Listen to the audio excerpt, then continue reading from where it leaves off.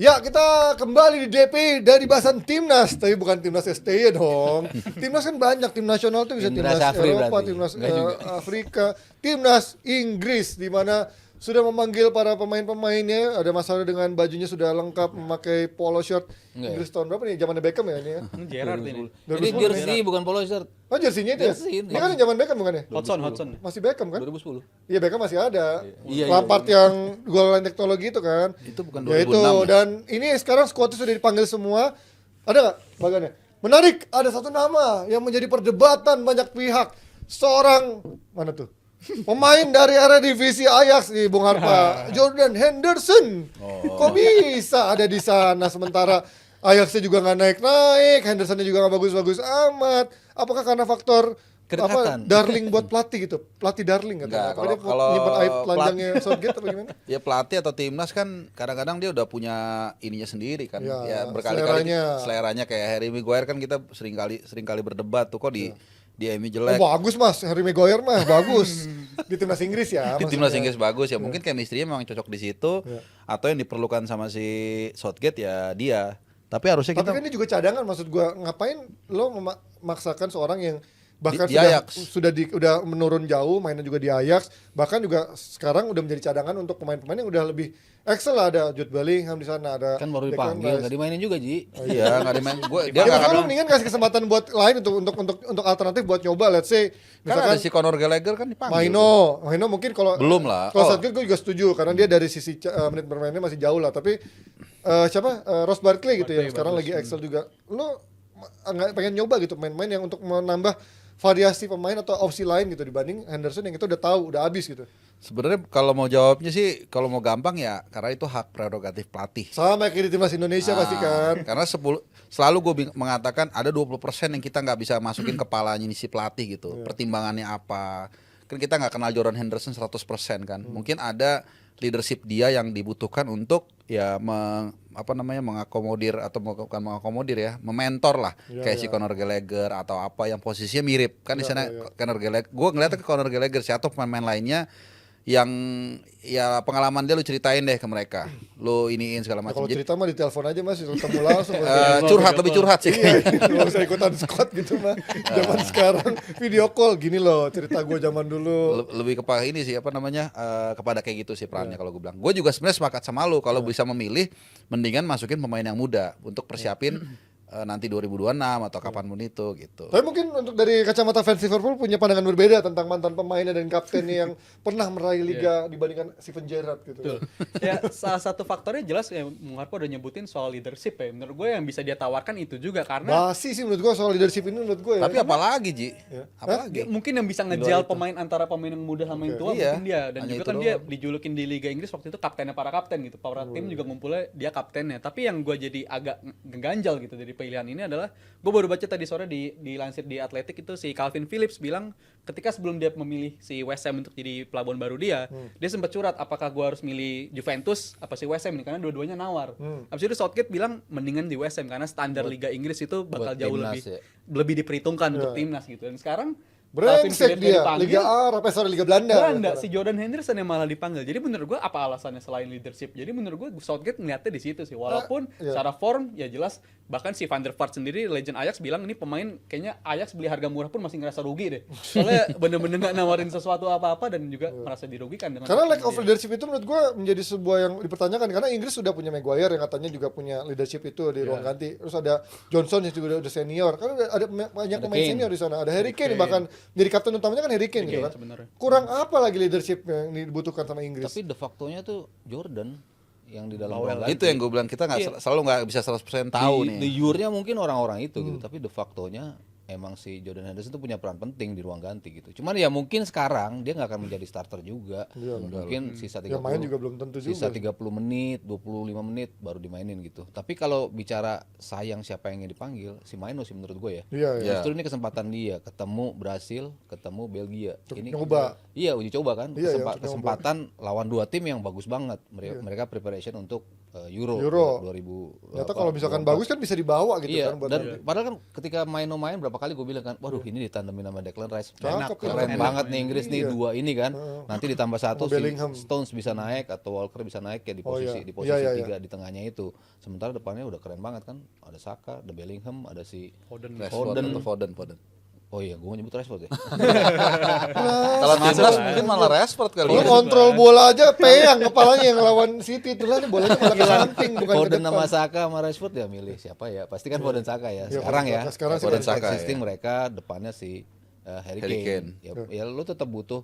Ini kan egonya gede-gede kan, pemain-pemain Inggris tuh egonya gede. Iya, iya. Dan pemain yang kalau ada di lapangan pun paling cerewet ya si Jordan, emang kan semua juga dimarahin sama dia kan. Bawel, paling Yang paling bawel gitu. Di ruang ganti pun sikapnya memang seperti itu. Jadi ya bisa dimaklumi juga lah, walaupun dari sisi permainan ya mungkin dia udah nggak seterengginas berapa tahun lalu, tapi dari sisi leadership ya dia masih diperhitungkan. Nah, ini kalau kita dari sektor belakangnya menarik, ada seorang back Everton ya, Jared siapa Brian Brand White itu White. yang belakangan memang lagi disorot menjadi back yang juga cukup baik dan juga potensial. Tapi kalau dibandingin sama Colwill cedera ya sampai nggak dipanggil ya? Kayaknya lagi. Terakhir nggak main. Nah, kalau dibandingin sama Colwill menurut kalian bagusan mana nih? Apple to apple ini dua pemain muda ini. Will kalau gue sih. Masih Colwill kan? Colwill. Karena banyak kalau kemarin gue di timeline netizen banyak bilang bagusan Brian White lah daripada si Kalau gue Colwill. bilang sih Colwill ya, karena Colwill sekaligus secara in game ya, secara natural dia kadang ngisi juga ke back kiri dan itu Iya. area cover dia Build jauh up-nya lebih bagus jauh ya. lebih tinggi gitu. Dan juga menurut gua si Southgate ini beberapa tahun terakhir agak adiktif ya sama pemain di back area yang kirinya tuh kaki kiri Kidal, gitu. ya. Kidal dia suka kadang panggil si Tyrone Mings. Iya. Habis itu kadang juga digeser Luke Shaw main di situ juga kiri. bisa juga. Jadi menurut gua pentingnya dari segi itu sih, kaki kirinya itu yang dibutuhin. Brian White pun juga punya kemampuan yang serupa. Jadi untuk dimensi passingnya dia tuh lebih suka pemain yang kaki kiri untuk main di posisi itu. Tapi ya menurut gua masih jadi tantangan juga. Chilwell pun masih dipanggil juga gitu. Jadi menurut gua masih tricky lah untuk pemilihan di lini belakang, khususnya yang left footed itu. Ya berhubung kabar nggak punya gambar yang lain nih, gue pengen ngomongin seorang Ben White nih yang kemarin menarik. Southgate di presscon bilang nyata dia menolak secara langsung gitu untuk tidak Sertakan ya. diikuti dalam squad kali ini. Apakah ini menjadi tanda memang Ben White pasti ngambek dengan kejadian kemarin, dia akhirnya minta dipulangkan dari squad dan ini akan menjadi akhir karir dia mungkin di timnas Inggris selama mungkin Southgate masih ada di sana. Menurut lo seperti itu Mas? Indikasi dari ini atau mungkin dari fans Arsenal kan membela dengan mungkin dia pengen serius di title race-nya ini, menjaga kondisinya sebaik mungkin Emang karena dia doang yang dia nggak title punya race. pengganti kan. Tomiyasu cedera, Timber juga cedera gitu. Menurut lo seperti Padahal apa? harusnya Saka yang digituin ya. Iya. Yang lebih penting. Menurut lo apakah ini menjadi indikasi bahwa dia sebaper itu sama Southgate? Iya. Kalau gue baca sih dia sebetulnya berantemnya bukan sama Southgate, sama asistennya. Iya, iya. Oh, iya, Si sorry, Steve- asistennya ya, si benar. Steve siapa tuh? Holland ya. Steve siapa gitu. Iya, iya. Nah, itu dia bermasalahnya sama dia. Iya. Udah dikonfront dua-duanya, ditemuin, sama-sama bilang enggak. Cuman ini akhirnya membuktikan bahwa ternyata lu masih menyimpan something gitu kan. Iya. Sempat diketemuin juga, dia nanya juga langsung ke Ben White, lu masih bermasalah sama dia apa enggak? Kalau enggak, lurusin seperti apa. Enggak, with nothing between us, dia udah ngomong kayak gitu. Steve juga ditanya juga seperti itu. Tapi di sini orang akhirnya balik lagi bilang, Spekulasi. ternyata masih ada nih masalah yang selama di bawah dia nggak mau masuk ke squad.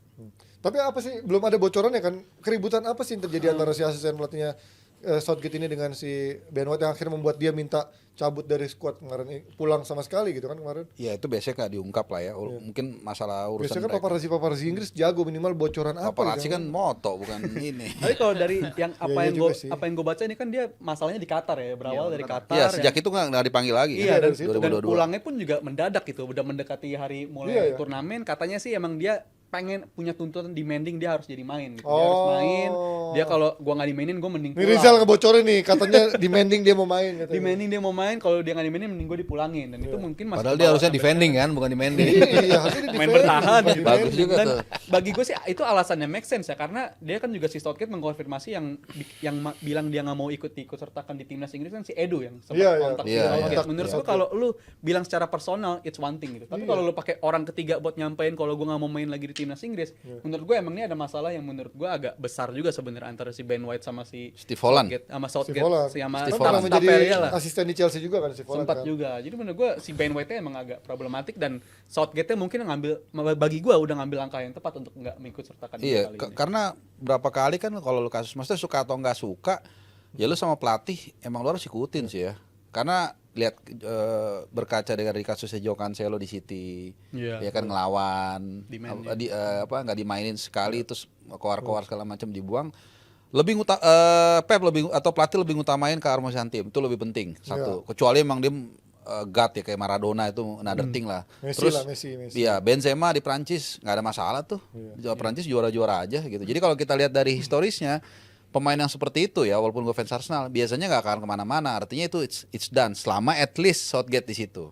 Tapi kalau melihat kemarin kan Arsenal bikin tuh video kayak testimonial tentang si Ben White, dia orangnya cares over each Ya other kan gitu-gitu. nggak ada relevansinya. Apa yang pengen ditunjukkan sama Arsenal? Apakah ingin menjaga mereka tetap solid di tengah situasi Solid. ini biar nggak merusak konsentrasi nggak merusak konsentrasi Iya, Ben White lebih ke dalam situ. title race ini atau Lebih ke gimana? situ. menurut Gue rasa kalau fans Arsenal yang waras ya untuk bicara tim nasional Inggris mungkin itu udah selesai. Nah, bagaimana caranya supaya toxic ini tidak mengalir juga ke permainan dia di Arsenal kan. Jadi dia bikin seperti itu. Iya, Kan nggak mengganggu Arsenal nih ya.